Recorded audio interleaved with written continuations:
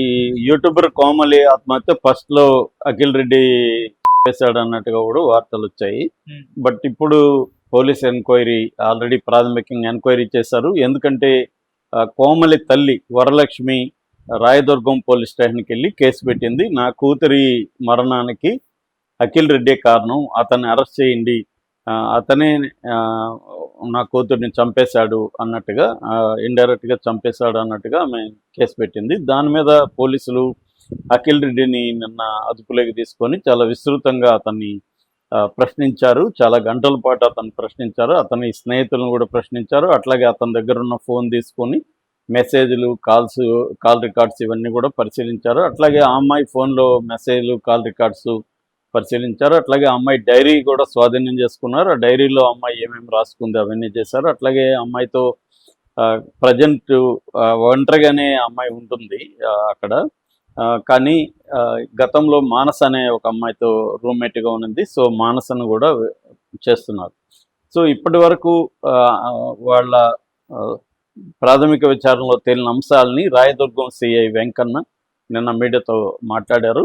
So ఇది యాక్చువల్గా మంచి పద్ధతి. నేను చాలాసార్లు చెప్తుంటున్నాను, ఏదన్నా ఇట్లాంటివి జరిగినప్పుడు వాళ్ళు అఫిషియల్గా మీడియాతో మాట్లాడకుండా ఉన్నప్పుడే మీడియా రకరకాల స్పెక్యులేషన్ చేస్తుంది. ఎప్పుడైనా ఇన్వెస్టిగేటివ్ ఆఫీసరు ఎప్పటికప్పుడు, అంటే కొన్ని విషయాలు చెప్పకూడనే ఉంటాయి, ఇన్వెస్టిగేషన్కి ఇబ్బందిగా ఉండేవి ఉంటాయి.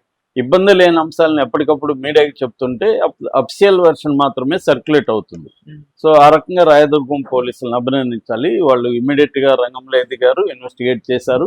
ఆ ఇన్వెస్టిగేషన్లో ఇప్పటివరకు ఏమేమి వాళ్ళకి వచ్చాయో వాటన్నిటిని కూడా షేర్ చేశారు మీడియాతో. వెంకన్న అలాగే షేర్ చేశాడు. ఆయన చెప్తున్నది దాని ప్రకారం ఏంటంటే, ఈ కోమలిది వైజాగ్, ఈ అఖిల్ రెడ్డిది కూడా వైజాగ్.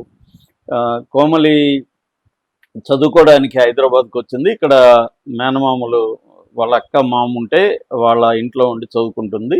మల్లారెడ్డి కళలు బీఎస్సీ చేస్తుంది. అమ్మాయి అందంగా ఉండడం, తర్వాత అమ్మాయికి హీరోయిన్ కావాలనే లక్ష్యాలు ఇవన్నీ కూడా ఉన్నాయి. సో అమ్మాయి ఒక యూట్యూబ్ ఛానల్ క్రియేట్ చేసుకొని యూట్యూబ్ ఛానల్లో తన కనబడుతూ కొంచెం రకరకాల పద్ధతులు వీడియోలు చేయడం అనేది మొదలుపెట్టింది. దానికి మంచి బజ్జ వచ్చింది, ఫ్యాన్స్ వచ్చారు, సబ్స్క్రైబర్లు కూడా బాగానే వచ్చారు. ఈ నేపథ్యంలో అఖిల్ రెడ్డికి హైదరాబాద్లో జాబ్ వచ్చింది, సాఫ్ట్వేర్ జాబ్ వచ్చింది. అఖిల్ రెడ్డి కూడా హైదరాబాద్ వచ్చాడు. దాంతో వీళ్ళిద్దరూ కలవడం మొదలుపెట్టారు. ఇద్దరి మధ్య ప్రేమ స్టార్ట్ అయింది. బట్ అఖిల్ రెడ్డి కొంతకాలం, ఒక 1 year ముందే అతను విత్డ్రా అయిపోయాడు దీని నుంచి. అతను ఇంకొక అమ్మాయితో అఫైర్లో ఉన్నాడు. ఇవన్నీ ఈ అమ్మాయికి తెలిసి కూడా ఈ అమ్మాయి ఏంటంటే అఖిల్ రెడ్డిని మర్చిపోలేక అఖిల్ రెడ్డి నాకు కావాలన్నట్టుగా ఎప్పటికప్పుడు చేస్తుంది. ఈ నేపథ్యంలో 6 నెలల క్రితం ఆ అమ్మాయి ఆత్మహత్యా ప్రయత్నం చేసింది. అప్పుడే మొదటిసారిగా వాళ్ళ తల్లికి కూడా ఈ విషయం తెలిసింది.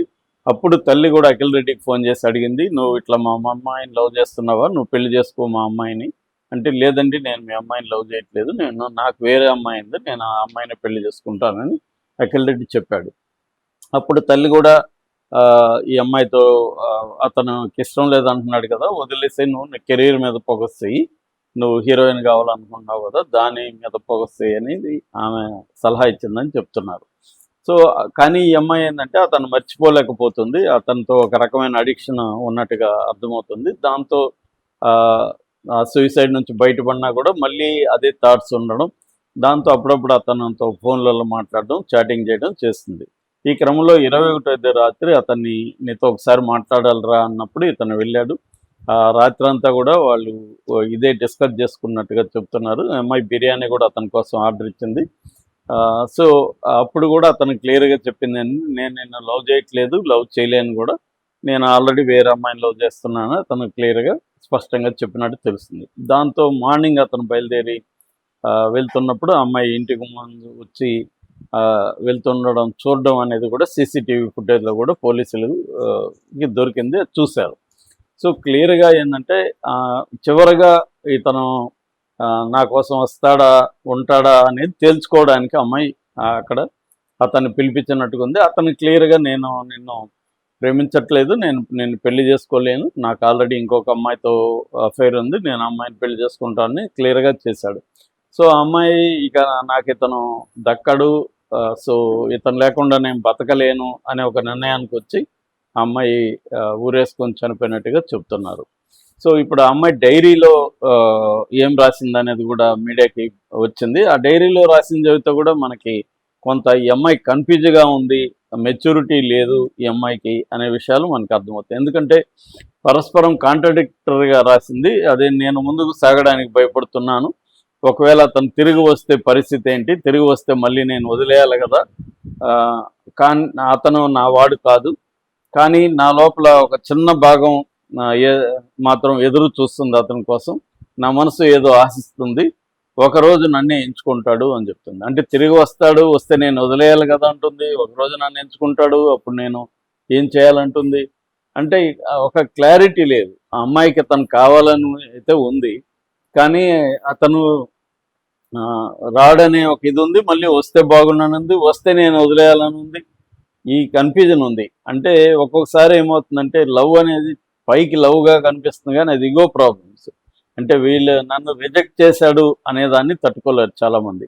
అందుకని ఏదో ఒక రకంగా వాళ్ళని రిజెక్ట్ చేయలేదని అని ఒప్పించుకోవాలి. ఒప్పించినాకే వీళ్ళు మళ్ళీ ప్రేమించరు చాలామంది. ఒప్పించేసి వాడు నేను లవ్ చేస్తున్నాను అన్నాక ఏం చేస్తారంటే వాడిని వీళ్ళు నెగ్లెక్ట్ చేయడం మొదలు పెడతారు. ఎందుకంటే వీళ్ళిగో సాటిస్ఫై అయిపోతుంది.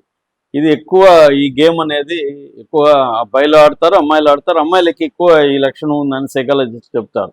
అంటే ఎవరైనా తన్ను పట్టించుకోపోతే, ఎందుకంటే అమ్మాయిలకి జనరల్గా ఏంటంటే అబ్బాయిలకి అమ్మాయిలకి తేడా, అమ్మాయిల్ని లైక్ చేసే అబ్బాయిలు ఎక్కువ మంది ఉంటారు, అబ్బాయిని లైక్ చేసే అమ్మాయిలు తక్కువ మంది ఉంటారు జనరల్గా. సో దీనివల్ల ఏమవుతుందంటే అమ్మాయిలకి ఎవడన్నా తనకు నచ్చిన వాడు రిజెక్ట్ చేస్తే దాన్ని తట్టుకోలేరు. ఇంతమంది నా వెంట పడుతుంటే వీడేంటి గొట్టంగా నన్ను రిజెక్ట్ చేస్తున్నాడు అన్న ఒక ఈగో స్టార్ట్ అవుతుంది. దాంతో ఏదో ఒక పరిస్థితిలో వాడిని తన వెంట పడేట్టుగా, తనను లవ్ చేసేట్టుగా చేసుకోవాలన్న ఒక ఇది స్టార్ట్ అయ్యి ఇంకా మొదలు పెడతారు. ఆ తర్వాత అతను వచ్చి నేను లవ్ చేస్తున్నాను అన్నాక దాన్ని మళ్ళీ వీళ్ళు రిజెక్ట్, అంటే రిజెక్ట్ నేను చేయాలి కానీ నువ్వు చేయకూడదు అన్న ఒక కాంపిటీషన్ ఉంటుంది. సో అటువంటి లక్షణాలు ఏమన్నా ఉన్నాయా తెలియదు. ఎందుకంటే మనకున్న ప్రాబ్లం ఏంటంటే ఇటువంటి కేసులు వచ్చినప్పుడు సైకలాజికల్ ప్రొఫైలింగ్ అనేది మన పోలీస్ వ్యవస్థలో లేదు. పోలీసులే సైకాలజిస్ట్ లాగా మాట్లాడతారు తప్ప ఒక సైకాలజిస్ట్ ఉండి ఈ కేసుని సైకలాజికల్ యాంగిల్లో స్టడీ చేసి ఈ అమ్మాయికి సైకలాజికల్గా ఎటువంటి ప్రాబ్లమ్స్ ఉన్నాయి, ఆ అబ్బాయికి ఎటువంటి ఉన్నాయి, వీళ్ళిద్దరి మధ్య ఎటువంటి ఇష్యూస్ ఉన్నాయి, ఇది కానీ బయటికి ఇట్లాంటి కేస్ స్టడీ కానీ బయటకు వస్తే మిగతా వాళ్ళకి హెల్ప్ అవుతుంది. అట్లాగే ఇలాంటి లక్షణాలు ఉన్న అమ్మాయి తల్లిదండ్రులు ఎలాంటి జాగ్రత్తలు తీసుకోవాలి ఇవి రావాలి. సో ఇది క్రిమినాలజీలో మనకి సైకాలజీ అనేది ఉంటుంది, కానీ అది లిమిటెడ్గా ఉంటుంది. సపరేట్గా దీని సైకాలజిస్టులు అవసరం, కానీ ఆ యాంగిల్ ఇంకా మన ఇండియాలో రాలేదు. ఫ్యూచర్లో వచ్చే అవకాశం ఉంది. అమెరికా లాంటి దేశాల్లో సైకలాజికల్ ప్రొఫైల్ ఆఫ్ క్రైమ్స్ అనేవి చేస్తారనమాట.